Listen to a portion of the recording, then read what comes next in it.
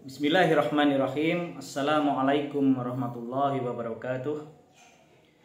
Innal hamdalillah nahmaduhu wa nasta'inuhu wa nastaghfiruh wa na'udzu billahi min shururi anfusina wa min sayyiati a'malina.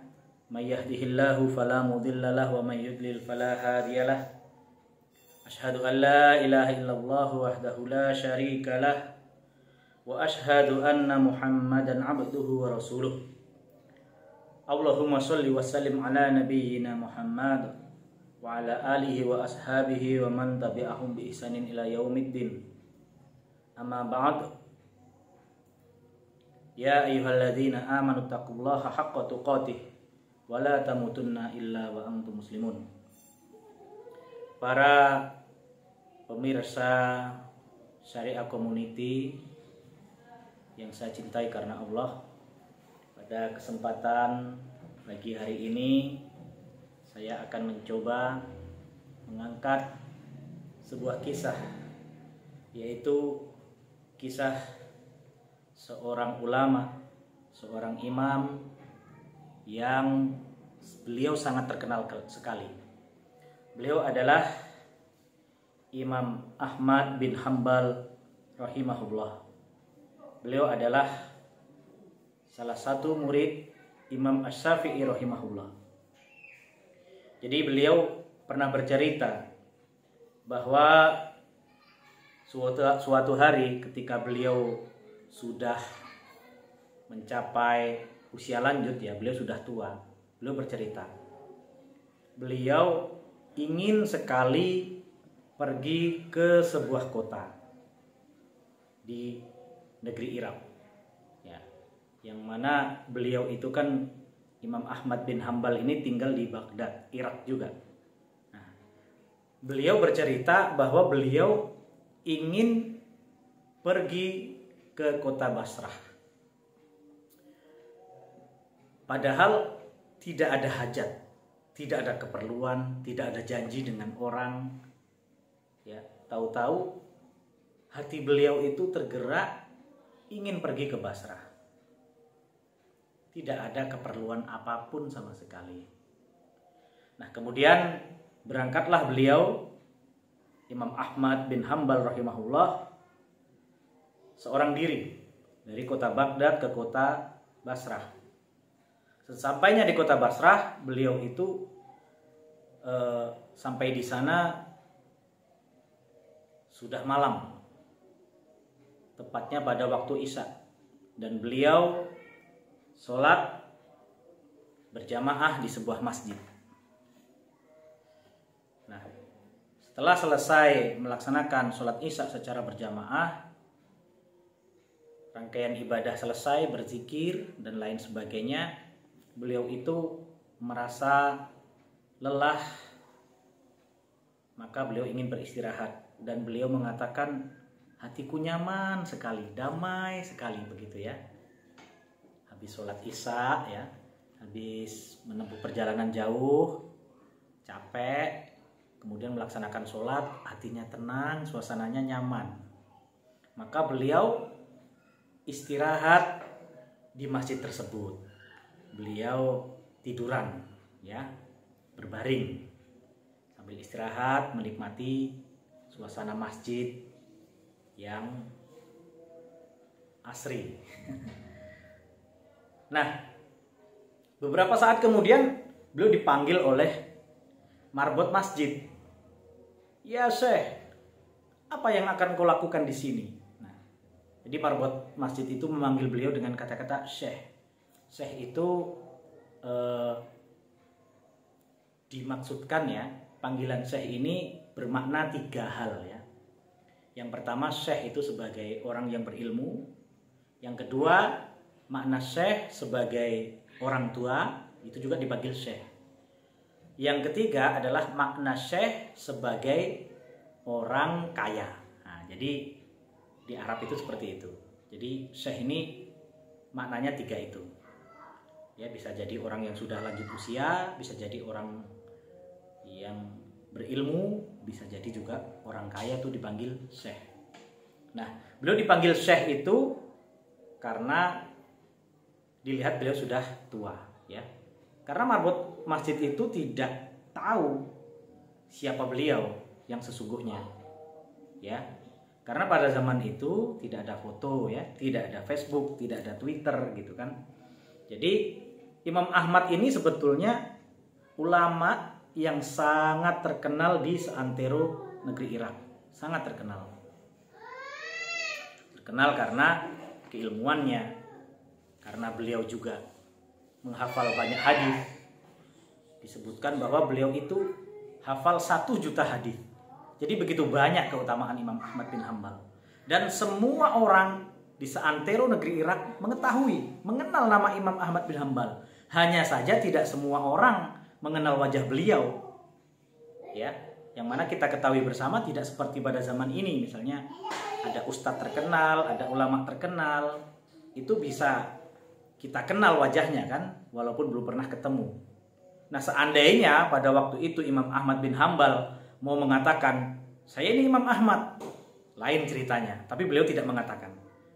Ya, beliau tidak mengatakan siapa beliau sesungguhnya. Beliau dipanggil, ya Syekh, apa yang engkau lakukan di sini? Saya tuh merasa nyaman di masjid ini. Saya capek, saya ini musafir. Saya mau tiduran lah di sini. Apa kata marbot itu? Nggak boleh. Nggak boleh, nggak boleh. Tidak boleh tidur di dalam masjid. Pergi. Beliau diusir. Ya, beliau diusir.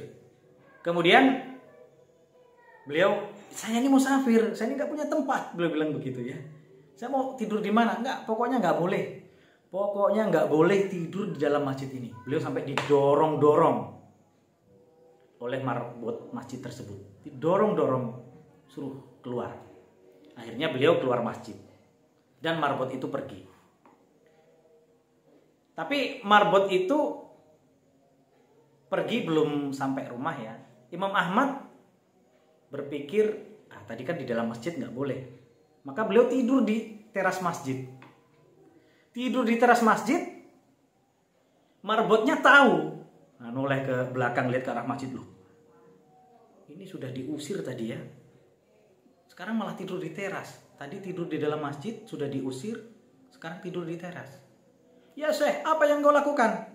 Saya mau tidur di teras masjid.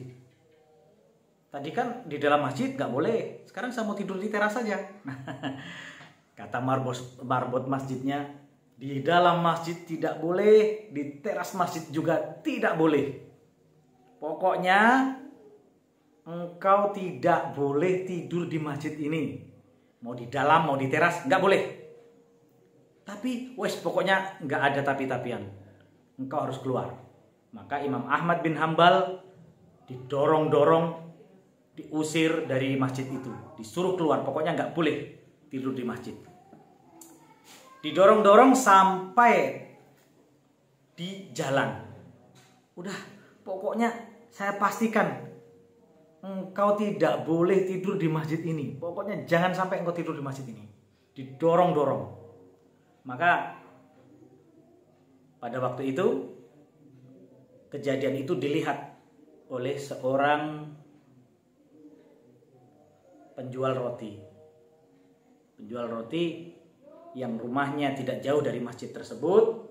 Beliau melihat kejadian itu. Maka beliau mengatakan, ya Syekh, ada apa? Saya ini musafir. Saya ini mau istirahat di masjid ini, tapi tidak boleh. Oh ya sudah, kalau begitu engkau istirahat di rumahku saja. Saya punya tempat walaupun kecil. Silahkan engkau istirahat di rumahku. Jadi rumahnya pedagang roti itu, dia rumah sekaligus tempat produksi untuk membuat roti. Nah, singkat cerita, Imam Ahmad bin Hambal, beliau masuk ke rumah penjual roti tersebut. Nah, penjual roti itu mempunyai karakter yang ya mungkin sedikit aneh ya. Beliau itu kalau ditanya menjawab, kalau tidak ditanya beliau tidak bertanya. Jadi ketika ditanya beliau menjawab, kalau tidak ditanya beliau mulutnya itu tidak pernah berhenti mengucapkan istighfar. Jadi dalam proses pembuatan roti beliau ambil gandum, astagfirullahaladzim gitu. Beliau ngambil bumbunya atau garamnya, beliau astagfirullahaladzim. Beliau ngadoni, membuat adonan roti, beliau mengucapkan astagfirullahaladzim. Pokoknya begitu terus. Apapun yang beliau lakukan oleh penjual roti itu, beliau tidak pernah lepas dari kalimat istighfar. Nah, kalau Imam Ahmad bertanya, baru beliau menjawab. Kalau tidak, beliau istighfar. Begitu terus. Nah, Imam Ahmad rupanya sangat memperhatikan gerak-gerik penjual roti itu. Maka Imam Ahmad bin Hambal bertanya, "Apa yang kau baca?" "Aku selalu membaca istighfar." "Sejak kapan engkau melakukan hal ini?" Penjual roti itu menjawab, "Sejak aku berprofesi sebagai penjual roti, yaitu tepatnya 30 tahun yang lalu." Kemudian Imam Ahmad bertanya lagi, "Apa yang engkau dapatkan? Faedah apa yang engkau dapatkan dari yang engkau lakukan ini?" Yaitu membaca istighfar secara terus-menerus tidak pernah terputus. Tukang roti itu menjawab, "Saya merasa semua hajat saya, semua keinginan saya, semua doa saya itu selalu dikabulkan oleh Allah. Kecuali satu hal yang saya rasa belum dikabulkan oleh Allah." Hanya satu, iya. Ya, Imam Ahmad mengatakan hanya satu keinginanmu yang belum terkabulkan. Iya. Boleh kau ceritakan apakah keinginanmu yang belum dikabulkan itu? Maka penjual roti itu menjawab, "Aku ingin sekali bertemu dengan Imam Ahmad bin Hambal." Maka seketika itu Imam Ahmad bin Hambal mengatakan, "Wahai Bapak penjual roti, tahukah engkau siapa aku? Akulah Imam Ahmad bin Hambal yang engkau selalu berdoa ingin bertemu dengannya. Maka sekarang aku Imam Ahmad bin Hambal berada di hadapanmu." Masya Allah. Jadi inilah sebuah kisah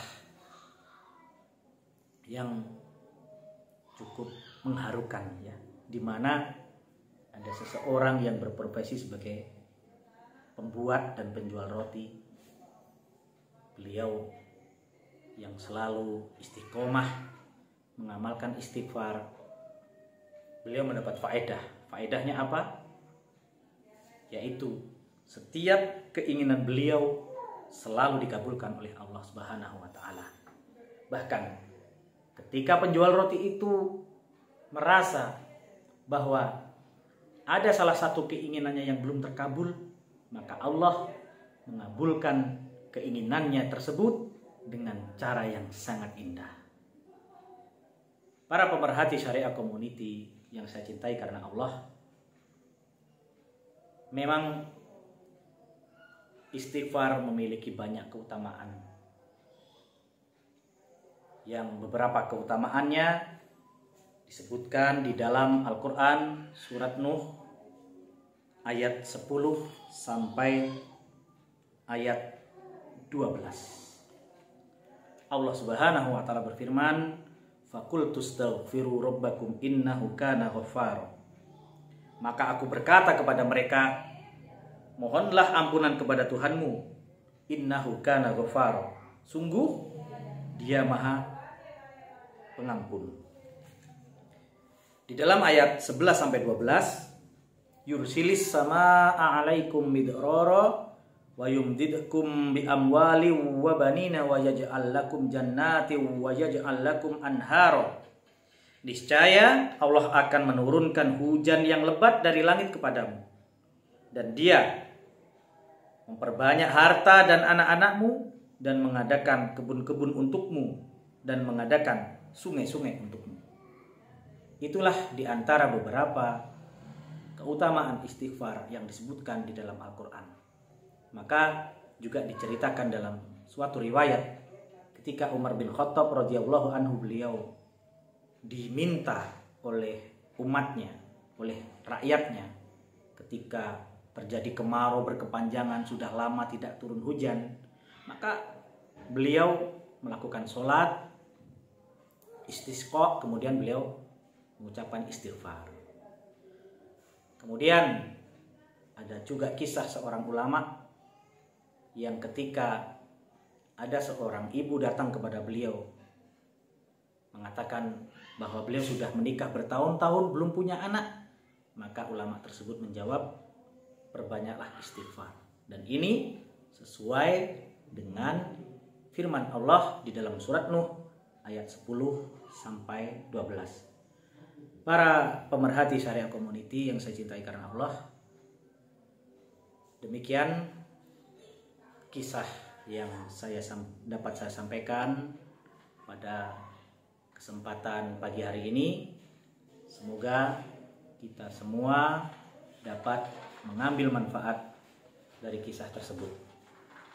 Assalamualaikum warahmatullahi wabarakatuh.